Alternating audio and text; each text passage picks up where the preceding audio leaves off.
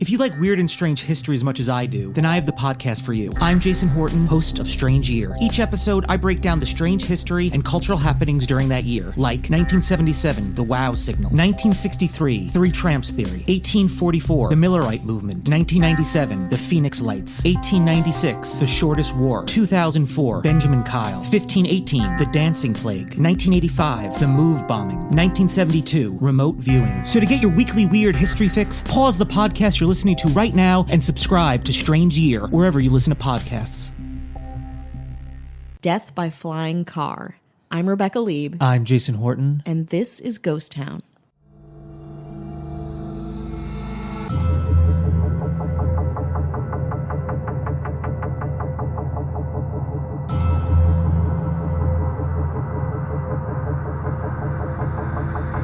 For years, they've tried to invent a flying car. Yeah. All right, cars are great.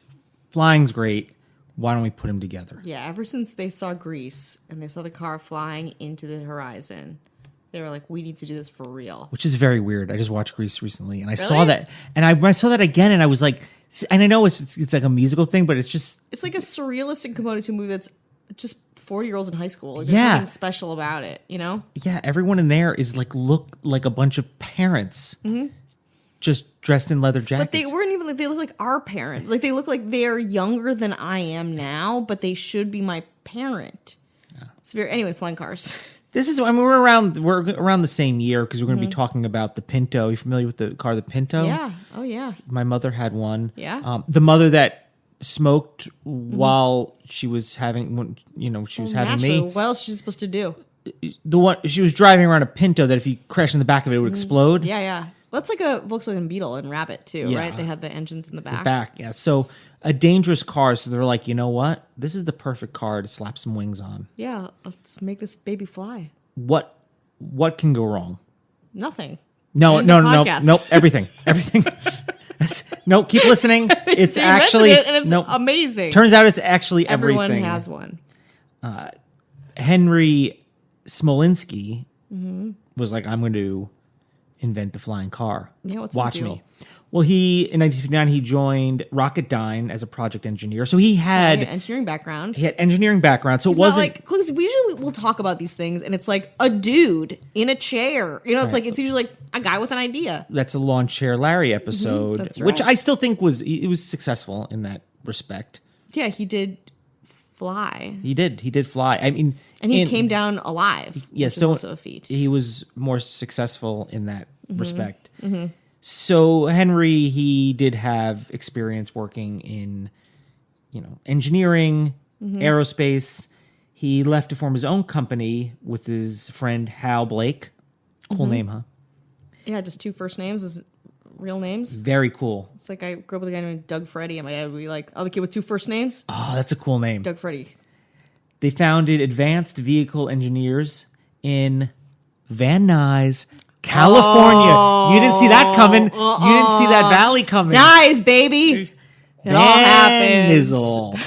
Which was very exciting to me as I was researching this. Anything that happens in California, especially in Van Nuys, is like... Of course it did, though. I want to. This is just what used to be an amusement park in Van Nuys for a very short amount of time. I think we went to the Valley Relics and we saw... We saw some relics of that amusement park. My dad grew up in Van Nuys. Yeah, he went to Van Nuys High. So Van Nuys is, if you're not from California, I like it. Van Nuys is great. You know what I mean? If you can afford like a condo, the only place I think I can afford it close by is Van Nuys. It's just like the sprawling valley culture of LA. Like you think about the different parts of LA. I think like from an outsider's perspective, it's like Bel Air, Beverly Hills, and it's like Hollywood, like West Hollywood, and there's like downtown. It's a lot of do a lot of stuff downtown because it's older. Well, the Van Nuys is this giant part of the valley that is has been underdeveloped or developed slowly. It's a lot of earthquakey shit happening in there. It's its own beast. So I think this is a perfect place. Plus, there's a lot of like airporty type things in Van Nuys. Yeah, you have room. You have room to experiment. Also, I think Beverly Hills 90210, the original was, I think their set was in Van Nuys. I'm just throwing just Van Nuys has a rich history, and don't ever doubt it. And they've founded Advanced Vehicle Engineers, not it's advanced. No, it's not baby stuff vehicle. I like when they just take the name and they just throw the word advanced in They're front of it. like mechanical, and it's like obviously. So their first and only model of flying car was the AVE, Advanced Vehicle Engineers, Mizar, named after one of the stars that formed the Big Dipper's handle. So it's is it Mizar or Mizar or I don't know, Mizar. I don't know. Well, it's like the Big Dipper, because the North Star is also in the Big Dipper. They're like, we're not gonna call it the North Star. No, we're gonna call it, what's the star that's kind of part of the handle, kind of low key, the Mizar star. Is that Mizar? what it is? I don't know. Well, then that's what it's called. Okay. So they take a regular car. And they just slap an airplane on top of it. Why? We don't need more than this. These cars are almost perfect. Almost. They do modify wings. them both. It's not like they take the car and then modify the plane, or they take the plane and modify the car. They put 4 do more cup holders in. Yep. They have an 8-track that can play whatever. You can have a sunroof or not. Yeah. So they just fit them, like retrofit them together, and then they just take off down the runway, come down a few hundred miles at another airstrip, detach from the airframe, and then drive the car away.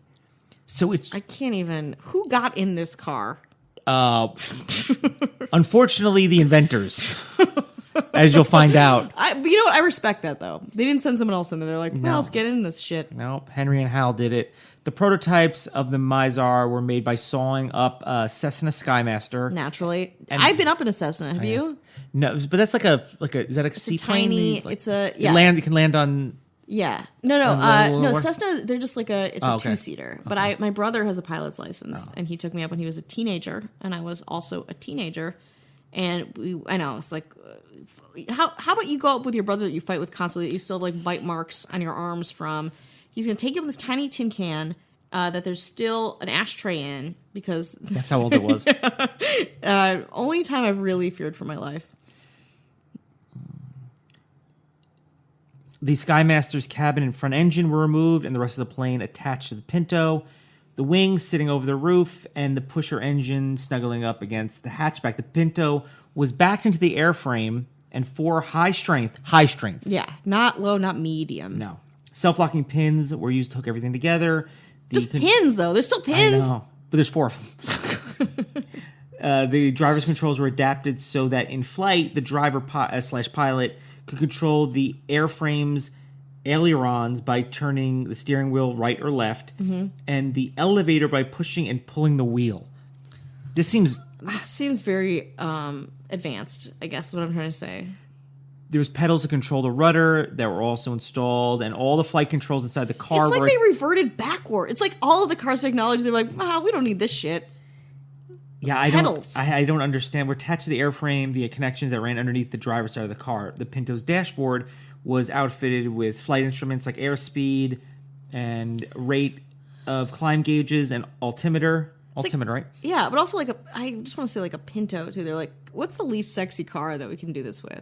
They didn't want to do it with like a fun, like a Cadillac or something. I think it might have to do with how kind of like big boxy? And strong and bulky. Okay. Strong and bulky they were. Okay. I would imagine. An SUV, like a blinged out Uber XL. No. Right. No, they didn't have Uber back then. No, she shut up. No, they didn't. A directional gyro, a fuel pressured gauges, a throttle, and radio navigation equipment. Cool. Easy. Great. Nope, not at all. The Mizar could use both the car engine and the aircraft engine for the launch to shorten the takeoff roll. Okay. It's almost, you know how like an electric car will have both gas and electric. So it's kind of like sharing these two things at once. I guess it's like somewhat of a pioneer of that, at least how it sounds. Once in the air, the craft had a cruising speed of 130 miles an hour, a range of 1,000 miles, and a ceiling of 12,000 feet. Upon landing, the car's brake system would stop the craft on just 530 feet of runway. Again, I think all of this is, like, on paper sounds good. I guess. But even, like, saying a car's brake system is going to stop an airborne car from careening into a road seems crazy. On an early test flight conducted by the pilot Charles Red Janice in 1973... Of course. The right-wing strut mounting attachment failed not long after takeoff. Rod knew turning the craft would put too much stress on the unsupported wing and might rip clean off, so he had to put the Mizar straight down in a bean field and drive the vehicle, airframe still attached, back to the airport. I bet Red loved all of this. It's like from his war days. He fucking loved it. He rode that missile down. They got tons of publicity, though. And people were like, hey, listen, this seems like as close as we're going to get. It's the 70s. Everything is great. Cigarettes are good for you. Exactly. This is perfect. And is that 70s or later? That's late 80s. I think late 80s, early 90s, yeah. Mizar became a hard-to-ignore sensation, and Galpin Ford Sepulveda, we know Galpin Ford. Yeah, we do. Right? Yeah. Galpin Ford got in on it? Yeah, so this is now the North Hills area, signed on as a national distributor. Wow. They were just like... They're like, we've got some really modest Toyotas that you could peruse, or we have this flying Pinto that we also have on the market. As long as they're high strength pins. Exactly. Smolinski, who's the creator, he wooed the public with sales pitches and press conferences promising a vehicle that was simple. There's a quote from him. A woman can easily put the two systems together or separate them without help. A woman? Yeah. Without help? Yeah. We're dealing with I'll cars. believe it when I see it. We're dealing with cars. Yeah. You know what I mean? Flying. Get back to scrubbing that bathtub. It was also pretty affordable. $15,000. That's not bad. Doesn't that seem really cheap? For an airborne death trap? Yeah. Whoa. The $4,000 for the car, $5,000 for the air engine, and $5,000 for the airframe. You know what I mean? So it seems like pretty like doable. Christmas came early. Disaster. One of the press conferences foreshadowed tragedy as the LA Times reported, quote, the room was full of skeptics and some technical questions were not fully answered. The air car people acknowledge there are problems, but we feel we have the answers, they said. That's just imagine being like, is it safe? He's like, I have a good feeling about this. I feel like a lot of things are always happening. Do I want to market it as something that is revolutionary? Maybe. No. Oh. I don't have that kind of self-esteem. Yeah. Go, And then to fix all the problems, they went to patreon.com/ghosttownpod. Oh, okay. And they got a bunch of bonus episodes. That help them through. Listen, you can listen to podcasts on your commute in the air or on the road. Yeah. Anywhere. Put those earbuds in and just like go for it. Van Nuys, wherever you're trying to get. There's tons there. Galpin will take care of you. And they're not a sponsor, but we're giving them a freebie anyway. We're plugging them. And if you could rate and review us wherever you listen to podcasts, that'd be great. And you can also message us. If you you got pictures of a Pinto intact? Pinto pics. Yeah, maybe some old school pics. Pinto pics. Check us out on Instagram, Ghost Town Pod. Yeah. Do you think Elon Musk saw this flying car when he was a child and he was sitting on his... He's like, I will... What's his voice sound like? I will... He's very... but he's like lower. He's Yeah. like monotone. I will build cities under Van Nuys. Yeah. And I will date celebrities. So let's get to the summer 73, baby. Oh, let's get there. Another prototype with a different plane engine was unveiled and taken for a series of taxi and flight tests over a span of 3 months at the Ventura County Airport. Nice. On September 11th. No comment. Note, Rebecca's laughing. I'm not. Okay, I'm good. Janice, Red. He's back. Red is back. What's his first name? Janice? No, his last name's Janice. Oh, okay, Red. Beanfield Red. Yep. Was not available conveniently for a scheduled test flight. You had a prior commitment? So you know what? They're going to put the money where their mouth is. Yeah, Smolinski and Blake, which is Henry and Hal, took the Mizar up themselves. They're like, we believe. Good. I do really respect that. I do. No, I do. I respect those fucking dumb idiots. They frontlined it. Mm-hmm. According to Matt Grisham, who was the airport manager, the men had made an agreement with the airport that they would notify him before each flight, so he can alert local police, fire officials, let everyone know. Listen, this is something Everyone very stand by. Nuts is going to be happening here. Something ape shit is happening in your vicinity. Gather round. So of course, Henry Smolinski made no contact with them. And he's like, I was just going to do it. We're good. Yeah, he doesn't want to like stress people out, you know? And after watching the Mizar take off, Grisham ran to the air control tower to radio the craft. As he neared the tower, he heard the airport's crash horn shriek, and he turned to see a column of thick black smoke rising up from below where the Mizar should have been. Ooh. The alarm had been lit by Danny Edwards, an air traffic controller in the tower, who had been watching the Mizar through binoculars. About 2 minutes after takeoff, he saw the craft's right wing fold in. The Mizar twisted, then fell with various parts flying off. Another witness was on his lawn, and he watched the plane car, strike the top of a tree, crash onto a pickup truck parked in the street, and burst into flames. Hit 4 cows. Smolinski and Blake. Smolinski had a broken finger, and Blake had a boo-boo on his head. Nope, both killed instantly.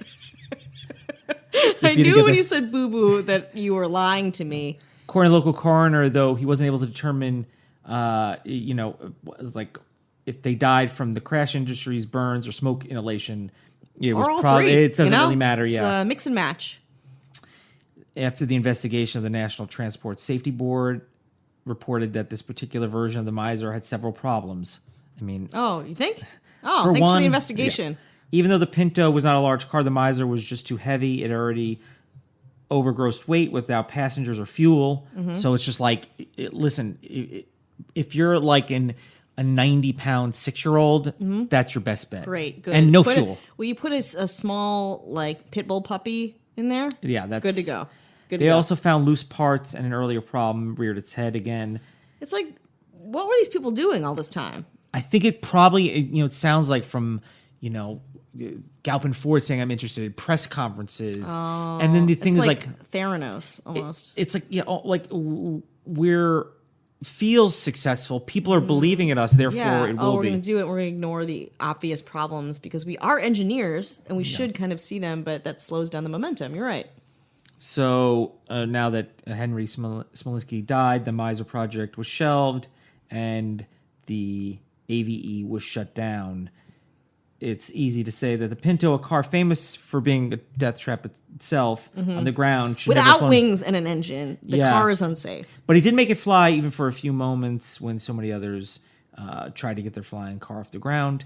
Sure. He did it. He did it. So there was a bit of success in that, but I think it was just overlooking so many things. Yeah. There's plane and there's car. Yeah. This little bit of success is really negated by the deaths and failures. Yeah. So I mean, if you're a glass half full type of person, get it. But I gotta go. There's our Mizar. Bye.